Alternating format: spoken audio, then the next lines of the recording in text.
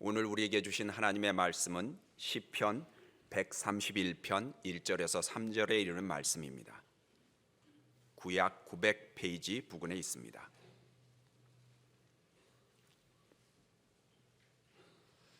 제가 한 절, 여러분이 한 절, 그리고 마지막 절은 함께 합독하시겠습니다. 제가 먼저 읽겠습니다. 여호와여, 내 마음이 교만하지 아니하고 내 눈이 오만하지 아니하오며 내가 큰 일과 감당하지 못할 놀라운 일을 하려고 힘쓰지 아니하나이다.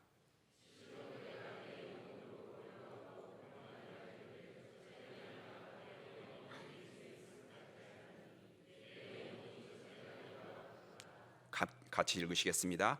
이스라엘아, 지금부터 영원까지 여호와를 바랄지어다. 아멘. 할렐루야. 우리 주님을 찬양합니다. 오늘 어린이 주일입니다. 여러분 집에 가시면 어린아이들 불러서 다 꼭 안아주시고 축복해 주시기를 바랍니다. 오늘 주신 말씀 가지고 젖된 아이처럼 제목으로 하나님 말씀 나누겠습니다. 어린 왕자라는 소설이 있습니다. 1943년도에 생텍쥐베리가 쓴 프랑스 소설인데요.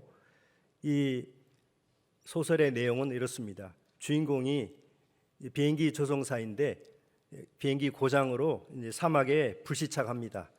그런데 그곳에서 주인공은 어떤 어린 소년을 만나는데 그 소년은 머나먼 어느 별에서 자기 고향 별을 떠나서 여러 별을 이제 여행하고 다니는 어린 왕자였습니다.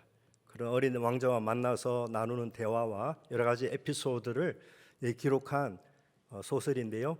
이 소설은 어른들을 위한 동화책입니다. 어린아이들이 보면 잘 이해가 안 되는 그런 말들이 많은데 어린 아이들보다는 어른들이 이제 보면 좋을 그런 소설입니다.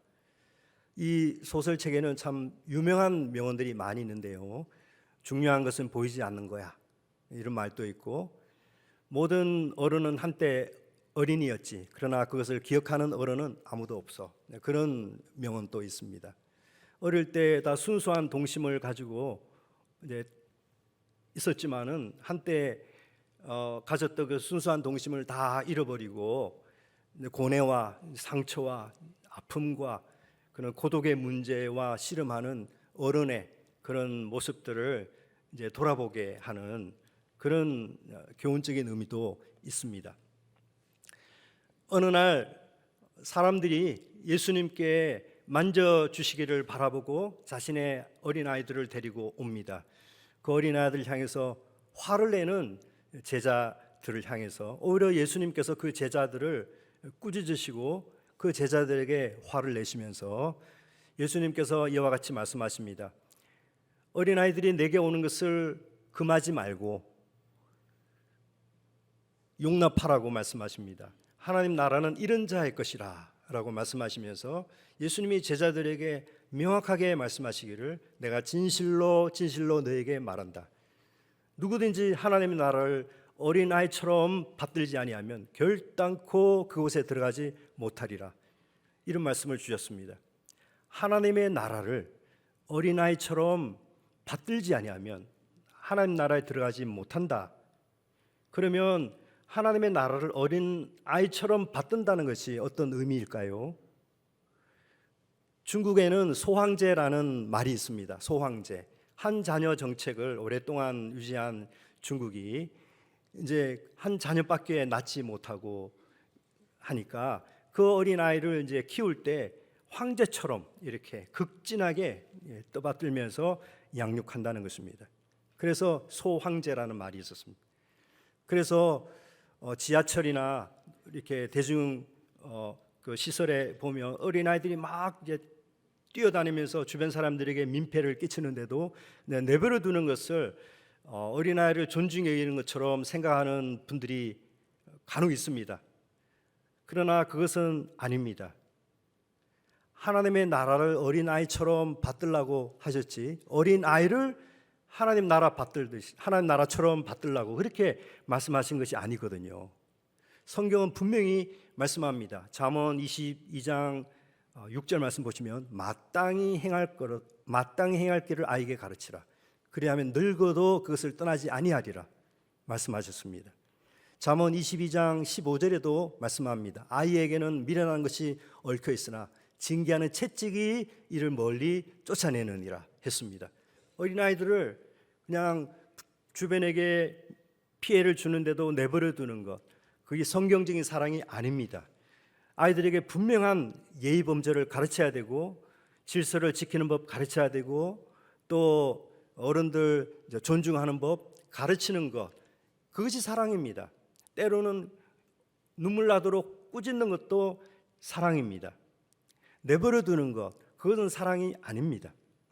그래서 여러분 오해하지 마십시오. 하나님의 나라를 어린아이처럼 받들라고 하셨지 어린아이를 하나님 나라처럼 받들라고 그렇게 거꾸로 이해를 하시면 안 되는 것입니다.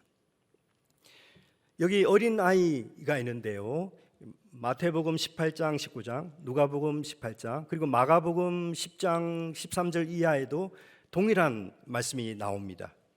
이 어린아이라고 했을 때 헬라어로는 파이디온이라고 하는데요, 이 파이디온이 무슨 뜻이냐면은 이제 젖된 아이를 가리키는 말인데요, 영어는 좀 이렇게 아이들을 부를 때 그 호칭이 좀 세분화되었습니다. 우리나라 말보다는 이제 막 태어난 아이를 가리켜서 뉴본 베이비라고 하고요, 이제 젖을 떼고 이유식을 시작하는 때부터 이제 만 4살 때까지를 인펀트, 불어로는 앙빵이라고 이렇게 부르고요. 그다음에 이제 막 아장아장 거리면서 이제 돌아다니는 귀여운 아이들을 이제 타들러라고 하고요. 그다음에 조금 더 크면 이제 차일드라고 합니다. 그리고 이제 그 중학교 정도 들어가면 이제 티네이지라고 하고요. 대학교 들어가면 이제 유스라고 이렇게 불러줍니다. 그리고 어덜트가 되는 것이죠. 이렇게 아이들을 부를 때 좀 세분화된 그런 단어가 있습니다. 예수님께서 하나님 나라가 이런 자들일 것이다 라고 하셨을 때 그 어린아이는 인펀트입니다. 인펀트. 그 파이디온이 그렇습니다. 예수님께서 하나씩 안고 안수하시고 축복하셨거든요. 그러니까 우리가 흔히 생각하는 그런 초등학생 그런 아이들이 아닌 것입니다. 차일드가 아닌 것입니다. 요즘 아이들이 얼마나 이제 덩치가 있습니까? 예수님이 그런 아이들을 안고 축복하신 것이 아니고 이제 젖된 아이, 그런 아이들을 안고 축복하신 것입니다. 이런 어린 아이처럼 하나님의 나라를 받들어, 그래야 하나님 나라 들어갈 수 있다. 예수님이 그렇게 명확하게 하나님 나라에 들어가는 길을 말씀하셨거든요. 그러면 하나님의 나라를 어린아이처럼 받드는 것이 도대체 무슨 뜻일까요? 오늘 읽은 시편 131편이 정확하게 그 의미를 우리에게 말씀해 주고 있습니다. 어린아이처럼 하나님 나라 받든다는 것, 젖된 아이처럼 어머니의 품을 바라보는 것을 의미하는 것입니다. 이 젖된 아이에게는 어른에게 있지만 이 아이에게 없는 것이 3가지가 있고요. 그리고 어른에게 없는데 이 아이에게만 있는 것이 1가지가 있습니다. 오늘 그것에 대해서 시편 131편은 우리에게 말씀해 주고 있습니다. 첫 번째로 어린 아이에게만 있고 부모에게 없는 것이 있습니다. 그게 뭐냐면 교만한 마음이 없습니다. 교만한 마음이 없습니다. 이 젖된 아이를 살펴보십시오.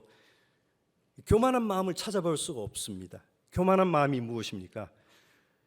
그것은 일종의 인식 체계인데요, 내가 보는 것이 맞다라고 생각하는 것입니다.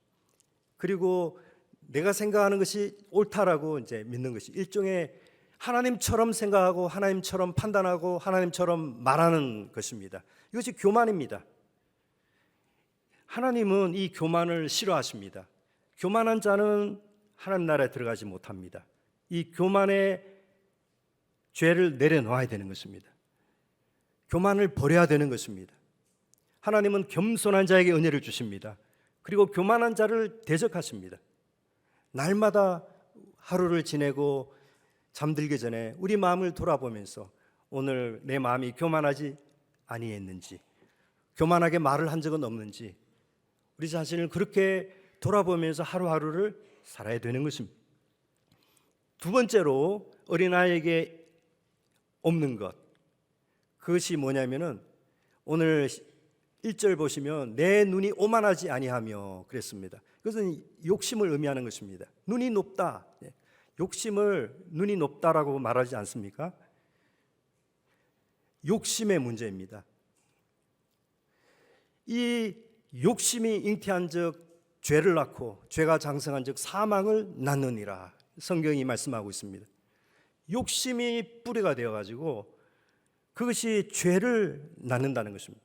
아담과 하와가 왜 하나님이 금지하신 선악과 나무를 따먹었습니까? 욕심 때문입니다. 보니까 보암직하고 먹음직하고 지혜롭게 할 만큼 탐스러워서 욕심이 생겨서, 그래서 하나님이 금지한 선악과를 따먹은 것입니다.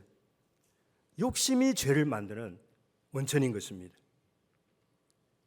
이 욕심의 문제를 우리가 내려놓아야 되는 것입니다. 어린아이에게는 욕심이 없습니다. 인펀트에게는, 앙빵에게는 이 욕심이라는 것을 찾아볼 수 없습니다. 어머니의 품이 좋은 것입니다. 그것으로 만족하는 것입니다. 그것으로 기뻐하는 것입니다. 그것으로 자족하는 것입니다. 디모데전서 6장 6절은 말씀합니다. 그러나 자족하는 마음이 있으면 경건이 큰 이익이 되느니라 그랬습니다. 경건의 비결은 자족하는 데 있습니다. 별것 아닌 것에도 만족할 줄 알고 감사할 줄 아는 그 자족하는 그 마음이 있을 때 믿음이라고 하는 것이 가치가 있고 능력이 있는 것입니다. 어린 아이에게 없는 것 세 번째가 있습니다. 그것이 오늘 1절 말씀 보시면 뭐라고 말씀합니까? 내가 큰 일과 감당하지 못할 일을 내가 힘쓰지 않는다고 했습니다. 이게 무엇입니까? 이게 야망입니다. 야망. 어떤 업적을 이루기 위해서 고군분투하는 것이 어른의 모습입니다. 그런데 이 갓난 아이들에게는 그런 것이 없습니다. 인펀트에게는, 이 파이디온에게는 그러한 야망이라는 것이 찾아볼 수가 없습니다. 우리 모두 다 그런 시절이 있었습니다. 그런데 어느 순간 우리 안에 교만이 찾아오고 욕심이 찾아오고 야망이 생겨가지고 그것을 이루기 위해서, 업적을 이루기 위해서 몸부림치는, 사실은 그것 때문에 우리 인생이 고달파지는 것이고 힘들어지는 것입니다. 그것 때문에 하나님 나라에 들어가지 못하는 것입니다. 그것 때문에 예수님을 영접하지 못하는 것입니다. 여러분, 감당하지 못할 일을 힘쓰지 않으십니까? 그것을 내가 가지면, 그것을 이루면 내가 행복할 것 같은데 막상 그것을 가져보면 내가 왜 이것을 위해서 달려왔는지 이제 후회하실 때가 있지 않습니까? 다윗에게도 야망이라는 것이 한때 있었습니다. 하나님 사랑했던 다윗이 하나님의 전을 건축하고 싶은 그런 야망이 있었습니다. 그런데 기도하는 중에 다윗은 그 야망을 내려놓았습니다. 너는 피 흘린 자니까 안 된다. 그 말씀에 기꺼이 그 모든 야망을 내려놓았던 것입니다.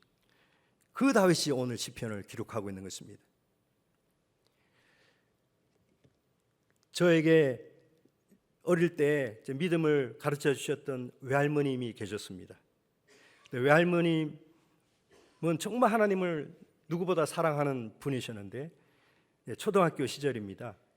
외할머님이 하나님께 성령의 은사를 구하시는데 신유의 은사를 구하셨어요. 병 고치는 은사를 달라고. 그런데 하나님이 정말 주셨습니다. 병 고치는 은사가 생겼습니다. 병든 자에게 손을 얹으면 다 낫는 것입니다. 놀라운 기적이 나타나는 것입니다. 그래서 할머님 사시는 곳에 병자들이 문전성시를 이루었습니다. 수많은 환자들이 모여서 이제 기도를 이제 받으려고 바글바글 사람들이 모여들었습니다. 외할머님께서 하나씩 다 안수해 주시고 고쳐 주시고 하는데 이게 며칠 이렇게 해보시니까 이게 너무 힘든 겁니다. 병자를 고치는 이 사역이 참 멋있는 것처럼 보이지만은 사실은 이 병자의 아픔을 내가 느끼면서 병자가 낫는 거거든요. 그 괴로움을 겪는 것입니다. 그 아픔을 느껴보는 것입니다. 그리고 진액이 빠지는 것입니다. 그런데 너무 힘드시니까 외할머님께서 하나님 다시 가져가십시오. 그렇게 기도를 했습니다. 즉시 신유연사가 사라졌습니다.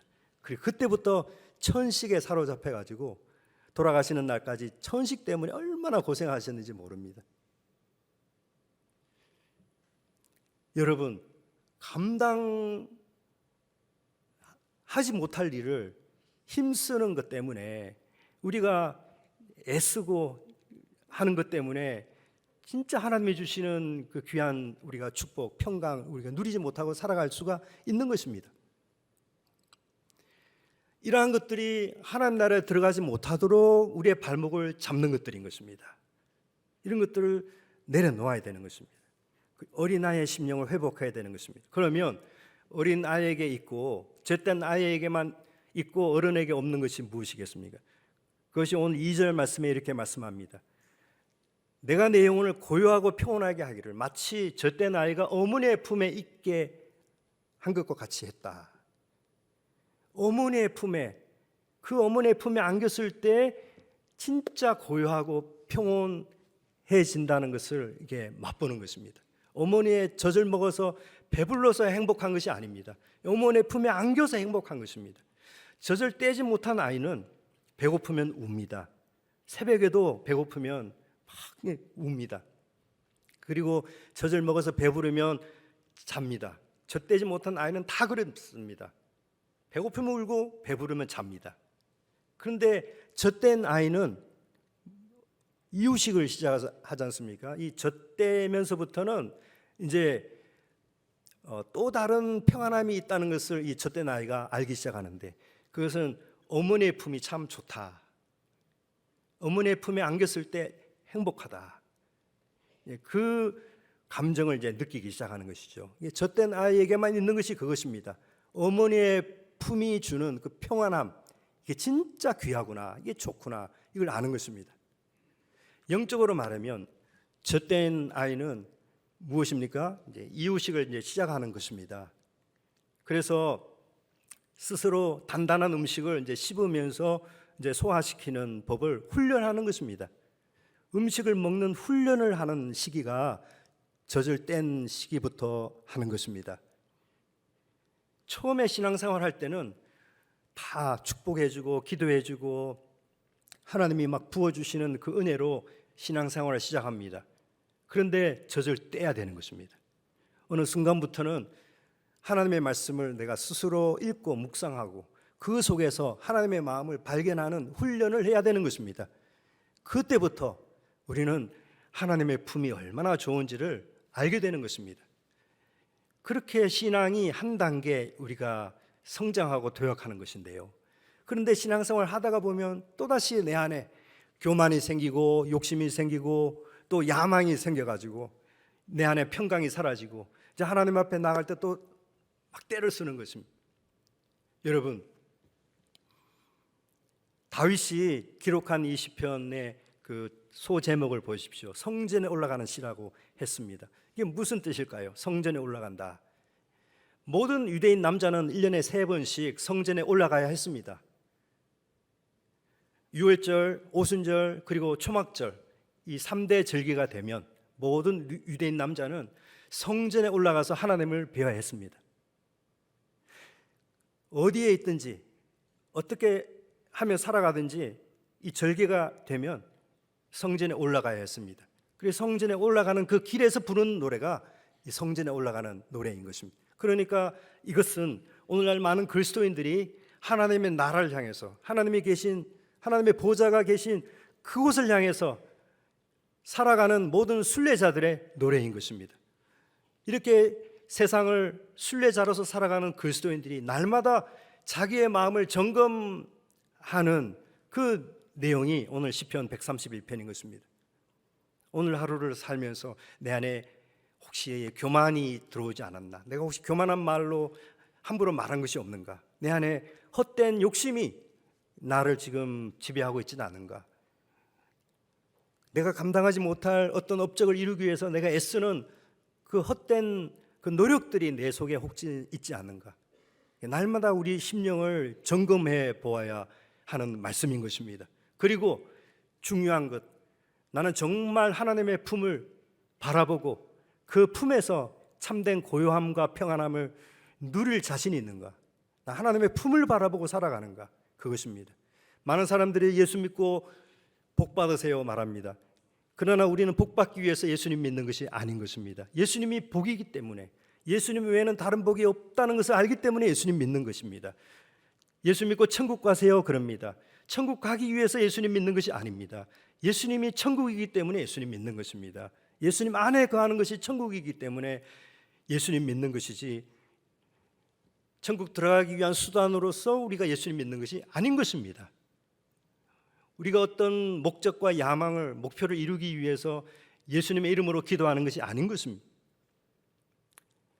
하나님의 품이 좋아서 그렇게 신앙생활을 시작했지 않습니까? 어느 순간부터 하나님의 품은 잊어버리고 다른 것들을 향해서 우리가 하나님 앞에 그거 달라고 떼쓰는 모습이 우리 속에 있지 않습니까? 하나님의 젖을 바라보고 우리 신앙생활하는 단계는 이제 끝났습니다. 이제 하나님의 품, 그 품이 너무 좋아서 그 품에 안기고 싶어서, 여러분 이것이 젖된 아이의 심령인 것입니다. 우리가 이렇게 신앙생활을 해야 되는 것입니다. 순수한 마음, 젖된 아이의 심령을 회복하고 날마다 우리 심령을 그렇게 우리 마음을 점검하고 젖된 아이의 심령으로 날마다 우리 마음을 관리하면서 살아가야 되는 것입니다. 무릇 지킬 만한 것 중에 마음을 지키라. 생명의 근원이 예수 남이니라. 우리 마음이 젖된 아이의 마음같이 되어야 되는데 자꾸만 헛된 죄악의 세력이, 욕심의 세력이, 헛된 야망과 헛된 꿈들이 하나님의 품을 바라보지 못하게 하는 그러한 것들이 우리 주변에 많이 있고 우리 안에 많이 있다는 것입니다. 그것이 순례자의 발목을 잡는 방해물들인 것입니다. 여러분, 이스라엘을 지금부터 영원까지 여호와를 바랄지어다.